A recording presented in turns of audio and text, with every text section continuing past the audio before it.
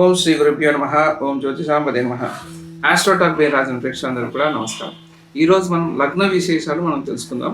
ముందుగా మనము ఈరోజు వృశ్చిక లగ్నం గురించి మీకు డీటెయిల్గా ఈ వీడియోలో తెలియజేస్తాను. ఆఖరి వరకు కూడా చూసే ప్రయత్నం అయితే చేయండి. చాలా రహస్యాలు అనేది మీకు తెలుస్తాయి లగ్నాల గురించి. ముందుగా మనము అసలు లగ్నం అంటే ఏంటి ముందుగా మనం తెలుసుకుందాం. లగ్నం అంటే మనకి ఏంటంటే ఒక ఎనర్జీ పాయింట్ అని తీసుకోవచ్చు మనం. అంటే ఎక్కడైతే శక్తి కేంద్రీకృతం అయి ఉంటుందో ఆ స్థానం మనకి లగ్నంగా ఏర్పడుతూ ఉంటుంది అనమాట. అంటే ఇప్పుడు మనం ఒక ఊర్ధ్వలోకం నుంచి మనం భూలోకంలోకి రావాలి. కాబట్టి ఆ లోకంకి మనకి ఎప్పుడైతే ఊర్ధ్వలోకం నుంచి మనం రావాలో అప్పుడు మనకి ఏంటంటే ఆకాశం భూమి ఒకరి నుంచి ఆయన ఉదయం అవుతాడు. ఇప్పుడు ఉదయమైన సమయం నుంచి మనం ప్రతి లగ్నానికి ఒక 2 గంటలు మనం వేసుకుంటూ వెళ్తాం. అంటే ఆయన 12 రాసులు చుట్టి రావాలి ఆయన. అంటే ఒక రోజులో కూడా ఆయన తిరిగేదాన్నే లగ్నం అంటాం మనం. అంటే ఆయన 12 రాసులు అట్లా తిరిగి వస్తాడనమాట. ఎట్లయితే మాసం రవి సంక్రమణం ఎలా అయితే ఉంటుందో, అంటే ప్రతి నెల రవి ఒక రాశి నుంచి ఇంకో రాశికి మారుతాడు. కానీ ప్రతిరోజు కూడా తన యొక్క గమనం అంటే అక్కడి నుంచి ప్రయాణం అయితే చేస్తాడు. దాన్ని మనం లగ్నం అంటాం అనమాట. అయితే ఎక్కడైతే సూర్యుడు ప్రయాణిస్తూ ఉంటాడో, తన యొక్క గమనాన్ని ప్రయాణిస్తూ ఉంటాడో, అక్కడ ఎక్కడైతే మనకి ఆ వెలుతురు భాగం ఏదైతే ఉంటుందో, సంపూర్ణమైన కేంద్రీకృతమైన భాగం ఏదైతే ఉంటుందో, అది మనం పుట్టిన సమయంలో అది లగ్నంగా మారుతుంది అనమాట. ఓకే, అది మనకి ఉదయం లాగా. అది మనం ఉదయిస్తాం కాబట్టి అది మనకి ఉదయంగా మనం తీసుకుంటాం. అయితే ఈ ఉదయం అనేది ఒక రాశిలో మనకి వస్తూ ఉంటుంది అనమాట. అయితే ఆ రాశి యొక్క లక్షణాలు కంప్లీట్గా మనలో ఉంటాయి అన్నమాట. అది ఏ రాశి ఏ గ్రహం అయి ఉంటుందో ఆ గ్రహం తాలూకు శక్తి ఏదైతే ఉంటుందో అది మనలో ఉంటుందన్నమాట. దాని లక్షణాలన్నీ మనలో నిమడి ఉంటాయన్నమాట. సో ఇప్పుడు మనకి ఏదైతే లగ్నంగా వస్తుందో దాని యొక్క అధిపతి ఎవరైతే ఉంటాడో దాని యొక్క లక్షణాలు మనకి ఎక్కువగా కనిపిస్తూ ఉంటాయి. మన చేష్టల్లో కానీ మన ప్రవర్తనలో కానీ దాని యొక్క రిసెంబులెన్స్ అనేది మనకు కనిపిస్తూ ఉంటుందన్నమాట.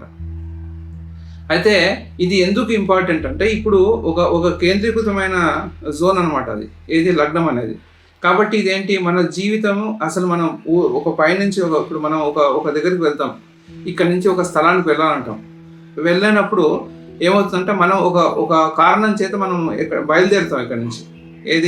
ఇప్పుడు ఉదాహరణకు మనం తిరుపతికి వెళ్ళాలనుకుంటాం. మనం అన్నీ ఇప్పుడు ట్రైన్ 6 గంటలకు ఉందనుకోండి. మనం ఏం చేస్తాము, మనం ఒక 5:30కో 4 గంటలకో ఒక ఇంటి నుంచి బయలుదేరుతాం. ఈ బయలుదేరిన టైం ఏదైతే ఉంటుందో అది మన గమనాన్ని డిసైడ్ ఎట్లా చేస్తుందో, అంటే మనం బయలుదేరే సమయం మంచి సమయం అయితే మనం గమ్యానికి మంచి సమయానికి చేరుకుంటూ ఉంటాం. ఒకవేళ మనం రాంగ్ టైంలో బయలుదేరాం అప్పుడు ఏమవుతుంది, మనకు జరిగేవన్నీ కూడా చాలా అవాంతరాలు, చాలా ఆటంకాలు అన్నీ కలుగుతూ ఉంటుంది. అట్లాగే మన లగ్నం ఒక ప్రయాణం అనేది ఎట్లా ఉంటుందంటే మనం ఈ భూమి మీదకి వచ్చి మన ప్రయాణాన్ని సాగించడానికి మనం ఫస్ట్గా మనం అక్కడి నుంచి లగ్నం నుంచి ప్రయాణాన్ని ప్రారంభించాము. సో ఈ ప్రయాణాన్ని డిసైడ్ చేసేది లగ్నం అనమాట. అయితే ఈయన లగ్నాధిపతి ఎక్కడ వెళ్ళి కూర్చుంటాడో దాన్ని బట్టి మనకి రిజల్ట్ అనేది ఎక్కువగా ఉంటుంది. అయితే లగ్నము ఎంత ఇంపార్టెంటో లగ్నాధిపతి ఏ ఇంట్లో వెళ్ళి కూర్చున్నాడో ఆయన కూడా అంతే ఇంపార్టెంట్గా మనం తీసుకుంటాం. ఇది ముఖ్యంగా గుర్తుపెట్టుకోండి మీకు. ఇప్పుడు నేను లగ్న విశేషాలు చెప్పేటప్పుడు కొంతమందికి ఇప్పుడు ఈరోజు వృశ్చిక లగ్నం గురించి మనం విందాము. అయితే ఇప్పుడు ఈ లగ్నాధిపతి ఇప్పుడు ఏమవుతుందంటే, ఇప్పుడు వృశ్చిక లగ్నానికి వచ్చేటానికి 2 అధిపతులు ఉంటారు. కుజుడు ఉంటాడు, కేతు కూడా ఉంటాడు. కాబట్టి ఇప్పుడు ఏమవుతుంది, ఈ లగ్నానికి ఏమవుతుంది, వీళ్ళిద్దరు కూడా ఫలితం ఇస్తారు. ముఖ్యంగా ఎవరు ఎక్కువ ఫలితం ఇస్తారు అంటే కేతు ఎక్కువ ఫలితం ఇస్తాడు అనమాట ఈ లగ్నానికి, వృశ్చిక లగ్నం వారికి. కాబట్టి వీళ్ళ జనన జాతకంలో ఎక్కడైతే కేతు ఉంటాడో ఆ రాశి యొక్క లక్షణాలు కూడా వీళ్ళకు ఉంటాయి అన్నమాట. కాబట్టి అది కూడా వీళ్ళు చూసుకోవాలి. ఇప్పుడు మనం లగ్నం ఎలా పనిచేస్తుంది, ఆ లగ్నం ఇప్పుడు వృశ్చిక లగ్నం వాళ్ళకి ఎట్లా ఉంటుంది, వాళ్ళ జీవిత శైలి ఎలా ఉంటుంది, వాళ్ళ అలవాట్లు ఎలా ఉంటాయి, అవన్నీ కూడా మనం చూద్దాం. ఇప్పుడు వృశ్చిక లగ్నం అంటేనే మనకి కాలపురుషుడి యొక్క అభియానంలో ఇది 8వ స్థానం అవుతుంది. ఈ 8వ స్థానం అనేది ఏంటంటే మనకి మరణ స్థానం అంటాం మనం దీన్ని. ఎందుకంటే జననం అనేది లగ్నం నుంచి మనం చూడడం జరుగుతుంది, మరణం అనేది 8వ స్థానం నుంచి చూడడం జరుగుతుంది. కానీ వీళ్ళు పుట్టడమే మరణ స్థానంలో పుట్టారంటే దాని యొక్క అర్థం ఏంటి, వీళ్ళు ఒక ప్రయాణాన్ని ముగింపు చేస్తున్నారని చెప్పి. అంటే మనం ఇప్పుడు ఇంతకుముందు చెప్పినట్టుగా ఉదాహరణ, మనం తిరుపతికి బయలుదేరాలనుకున్నాం. మన గమ్యం ఏది, తిరుపతి అనేది మనకి గమ్యస్థానం అవుతుంది మనకి. మన హైదరాబాద్ నుంచి తిరుపతికి వెళ్ళాం. సో గమ్యస్థానం అనేది అక్కడ. కాబట్టి ఇక్కడ ఇప్పుడు మనం రేణిగుంట వరకు వచ్చామనుకోండి, ఇప్పుడు ఏమవుతుంది, మన ప్రయాణం ముగిస్తుంది. ఇంకొక అరగంటలో మన ప్రయాణం అనేది ముగుస్తుంది. సో ఇది వృశ్చికం అనేది అలాంటి, అంటే ఇంకా ప్రయాణం ముగించబోయే సమయం ఏదైతే ఉంటుందో అది అష్టమ స్థానానికి వస్తుంది. కాబట్టి ఇక్కడ ఏమవుతుంది, ఈ అష్టమ స్థానానికి ఏమవుతుందంటే వాళ్ళు రెడీగా ఉంటారు. ఇంకా మనం ఏం చేస్తాం, ఒక 10 నిమిషాల ముందరే మన సూట్ కేసులన్నీ కొంచెం ముందర తీసుకెళ్ళి పెట్టుకొని మనం రెడీగా ఉంటాం, ఏది మన ప్రయాణం ముగించడానికి. వీళ్ళు అలాంటి రాశిలో వీళ్ళు పుట్టారు. ఇప్పుడు అలాంటి రాశిలో పుట్టినప్పుడు వీళ్ళకి ఎలా ఉంటుంది అంటే ప్రతిదీ కూడా ఒక కన్ఫ్యూజన్ అనేది ఉంటుంది అనమాట. ఎందుకంటే హడావిడిగా ఉంటారు వీళ్ళు. చూడండి, చాలా హడావిడిగా ఉంటారు వీళ్ళు. ఎందుకంటే ముగింపు సమయంలో ఎలా ఉంటుంది, అన్ని ప్యాక్ చేసుకొని రెడీ ఉంటాం కదా, కాబట్టి వీళ్ళు కూడా అట్లా హడావిడి చేస్తూ ఉంటారు. ప్రతిదానికి ఒక హడావిడి ఉంటుంది, ఒక ఇది ఉంటుంది అనమాట. ఇంకోటి ఏంటంటే ఒక కైండ్ ఆఫ్ టెన్షన్, వీళ్ళకి ఎప్పుడు కూడా ఒక టెన్షన్ అనేది ఎప్పుడూ ఉంటుంది. దానికి కారణం ఏంటంటే ఇంకా మనకి ప్రతిదీ ఒక ఎండ్ లాగా. వీళ్ళకి ఏంటంటే ప్రయాణం ముగింపులో ఉన్నారు కాబట్టి వీళ్ళకి ఏంటంటే ఆ పని అయిపోవాలి, వాళ్ళకి తొందరగా అయిపోవాలి ఆ పని. కాబట్టి ఏంటంటే వాళ్ళు ఎదురు చూస్తూ ఉంటారు. ఎందుకంటే ఇప్పుడు గమ్యస్థానం దగ్గరలో ఉన్నప్పుడు ఏంటంటే ఎదురు చూపులు ఉంటాయి బాగా. ఇంకా వచ్చేస్తుంది స్టేషన్, అయిపోయింది, ఇంకా 1 minute, 1 నిమిషంలో వచ్చేస్తుంది స్టేషన్ అన్నట్టుగా ఉంటుందో అట్లాగే వీళ్ళకి ఏంటంటే ప్రతిదీ ఒక ఎక్సైట్మెంట్, అంటే ప్రతిదీ ఇంకా కొలికి వచ్చేస్తుంది అనే పోరాటం అనేది కనిపిస్తూ ఉంటుంది. ఎక్కువ కన్ఫ్యూజన్స్ అనేవి వీళ్ళ లైఫ్లో ఎక్కువ కన్ఫ్యూజన్స్ అన్నీ ఉంటూ ఉంటాయి అనమాట. అయితే ఇది భాగ్యస్థానం, అంటే న్యాచురల్గా ధనుసు రాశికి ఇది వెనకాల రాశి కాబట్టి ధనుసు అనేది జననం. ఎందుకంటే మనకి ఇది వృశ్చికం అనేది అమ్మ ఒక గర్భస్థితి, దీంట్లో నుంచి శిశువు బయటికి వస్తాడు, అది వాడికి జననం అవుతుంది. ధనుస్సు అనేది జననం అవుతుంది. అమ్మ యొక్క గర్భాన్ని వృశ్చికం అంటాం మనం. కాబట్టి ఇక్కడ ఒకవేళ పాపగ్రహాలు ఉన్నాయనుకోండి, ఇప్పుడు వృశ్చిక రాశిలో ఎప్పుడైతే పాపగ్రహాలు ఉంటాయో వీళ్ళు పుట్టంగానే ఫ్యామిలీలో చాలా రకాలైన ఒడిదుడుకులు అనేవి వీళ్ళు ఫ్యామిలీ చూడడం అనేది జరుగుతుంది అనమాట.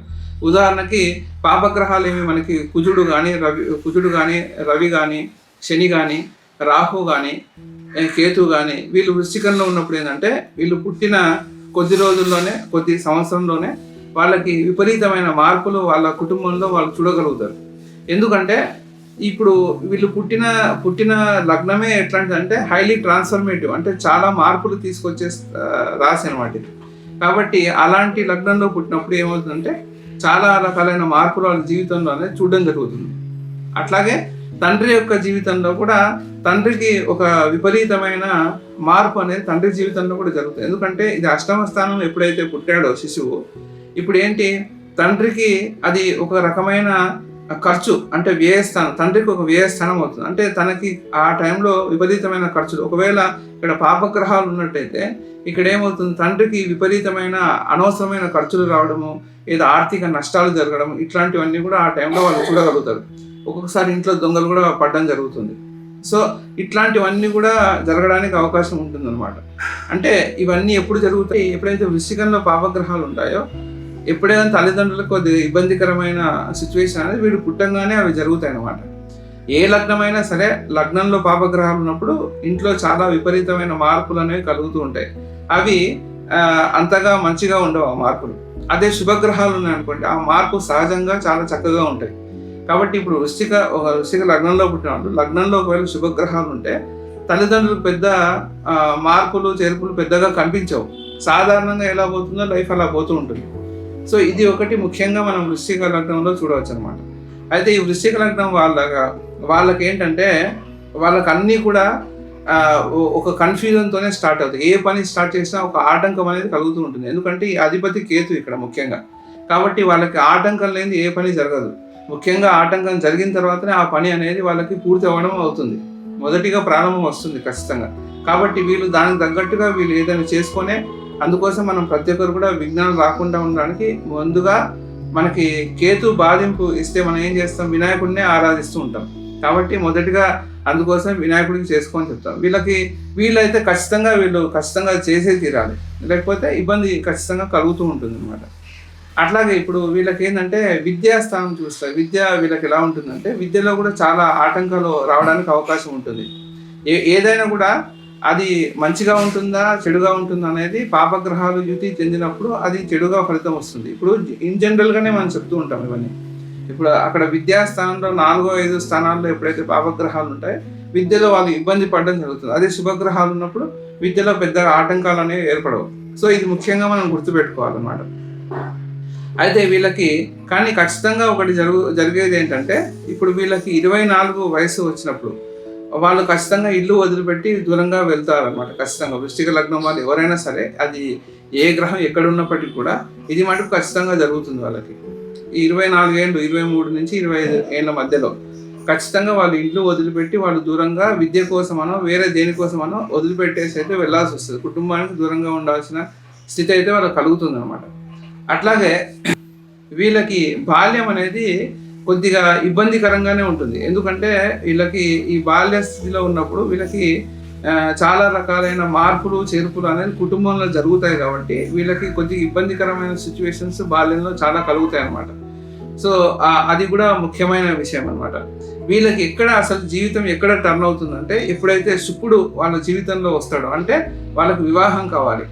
ఆ వివాహం అయినప్పుడు ఏమవుతుందంటే వాళ్ళకి జీవితం అనేది పెద్ద మార్పు అనేది కలుగుతుంది. ఎందుకంటే కలత్ర కారకుడు ఏదైతే మనం శుక్రుడు అంటామో, అతను శుక్రుడు వచ్చినప్పుడు ఏమవుతుంది, జీవితంలో మార్పు అనేది తీసుకొస్తుంటాడు. అదే కాక వృశ్చికానికి చాలా పెద్ద మార్పు అనేది వివాహం తర్వాత జరుగుతుంది. అయితే ఈ మార్పు మంచిగా ఉంటుందా లేకుంటే వేరే ఏదైనా దారి తీస్తుందా అంటే, అక్కడ వాళ్ళకున్న గ్రహాలను బట్టి అది మార్పులు చేర్పులు అని జరుగుతుంది. ఒకసారి ఎదిగితే చాలా పైకి ఎదుగుతారు, లేకపోతే పడితే మొత్తం కిందికి పడతారు. సో ఇది వివాహంలో వీళ్ళకి జరిగే విషయం అన్నమాట. ఎదిగితే చాలా బాగా ఎదుగుతారు, లేకపోతే కిందికి పడడానికి చాలా వరకు అవకాశాలు కూడా ఉంటాయి అన్నమాట.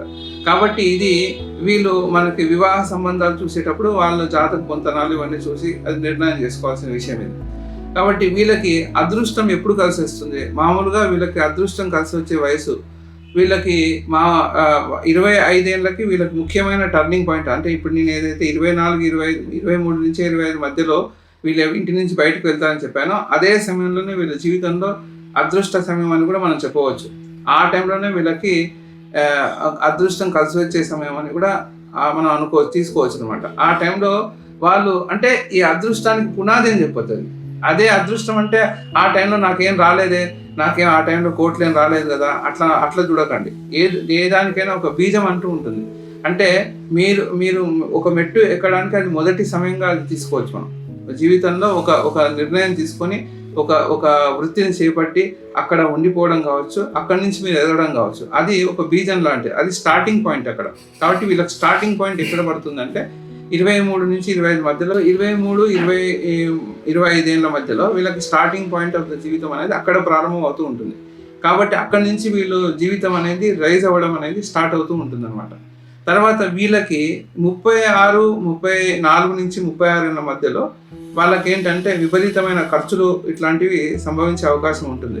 తర్వాత వాళ్ళకి అది కూడా ఒక రకమైన టర్నింగ్ పాయింట్ అనే చెప్పాలి. వాళ్ళకి ఆ వయసులో 34 నుంచి 36 మధ్యలో వీళ్ళకి ఏంటంటే జీవితంలో ఒక మార్పు అనేది అక్కడ కూడా కలుగుతుంది.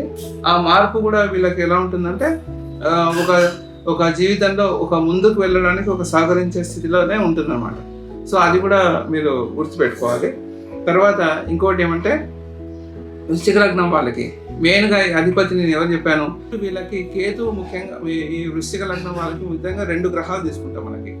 కానీ ఇక్కడ మనం ఒకటి మర్చిపోకుండా ఉండాల్సిన విషయం ఏంటంటే, ఎప్పుడైతే మూల త్రికోణం అని ఒకటి ఉంటుంది మనకి ప్రతి గ్రహానికి, అయితే మేషము కుజుడికి మూల త్రికోణం అవుతుంది. కాబట్టి వృశ్చికము లగ్నంలో ఉద్భవించిన వాళ్ళకి ఖచ్చితంగా మేషరాశి యొక్క ఫలితాలు కూడా వీళ్ళకి అందే తీరాలి. ఎందుకంటే కుజుడికి ముఖ్యమైన స్థానము మేషం, కాబట్టి వీళ్ళకి అది 6వ స్థానంగా వస్తుంది. కాబట్టి వాళ్ళకి ఎప్పుడు కూడా పనిలో ఇబ్బందులు, ఒత్తిడులు అనేవి జరుగుతూ ఉంటాయి. వీళ్ళు ఎప్పుడు కూడా ఒక ఘర్షణకి గురవుతూ ఉంటారు. ఎందుకంటే కుజుడు ఎప్పుడైతే ఉంటాడో అక్కడ ఘర్షణ అనేది ఉంటుంది, అక్కడ ఒత్తిడి అనేది ఉంటుంది.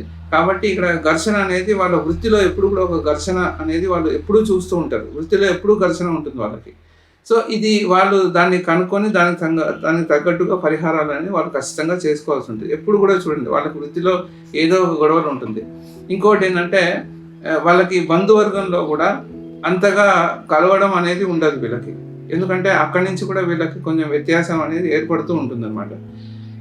ఇంకొక ముఖ్యమైన విషయం ఏంటంటే, వీళ్ళకి ఎప్పుడు కూడా మాటల విషయంలో చాలా జాగ్రత్తగా ఉండాలి. ఎందుకంటే వీళ్ళకు బుధుడు పూర్తి వ్యతిరేకి, కాబట్టి వీళ్ళు ఏది మాట్లాడినా తప్పు అర్థం చేసుకునే అవకాశం అనేది చాలా ఎక్కువగా ఉంటుంది. కాబట్టి వీళ్ళు మాటల విషయంలో చాలా జాగ్రత్తగా ఉండాలి, ప్రతి విషయంలో జాగ్రత్త ఉండాలి. ముఖ్యంగా వీళ్ళు ఏదైనా డాక్యుమెంటేషన్స్ పని చేసేటప్పుడు, ఆస్తి పత్రాల విషయంలో కావచ్చు, వేరే విషయాలలో కావచ్చు, ఎక్కడైతే డాక్యుమెంటేషన్ ఉంటుందో అక్కడ వీళ్ళు చాలా జాగ్రత్తలు తీసుకొని ఉండవలసి ఉంటుంది.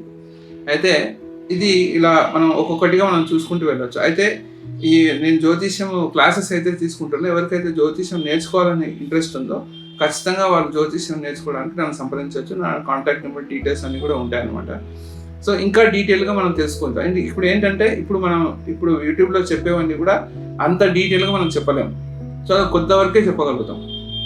సో ఎప్పుడైతే మనం స్టూడెంట్స్ ఎవరైతే జాయిన్ అవుతారో వాళ్ళకి ఇన్ డీటెయిల్గా చాలా వరకు చెప్పడం అనేది జరుగుతుంది. ఇంట్రెస్ట్ ఉన్న వాళ్ళు జాయిన్ అవ్వచ్చు.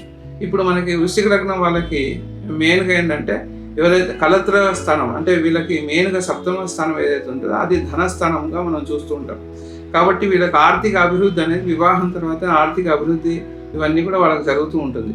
తర్వాత ముఖ్యంగా వీళ్ళకి ఏంటంటే ఆకస్మికంగా ధనలాభం ఇవన్నీ కూడా జరగడానికి అవకాశం ఉంటుంది. వృశ్చిక లగ్నం వాళ్ళకి ఒకటేసారి అమాంతం డబ్బులు రావడం, అక్కడి నుంచి వాళ్ళు సడన్గా ఎదగడం ఇవన్నీ కూడా వాళ్ళకి జరగడానికి చాలా వరకు అవకాశం ఉంటుంది అన్నమాట. సో ఇది వృశ్చిక లగ్నం జాతక విశేషాలు. సో మరిన్ని లగ్నాలకు కూడా మీరు వీడియోస్ అన్నీ కూడా పెడతాను, మీరు దయచేసి చూడండి. ఇంతవరకు ఛానల్ ఎవరైతే సబ్స్క్రైబ్ చేయలేదో వాళ్ళు సబ్స్క్రైబ్ చేయండి. నమస్కారం.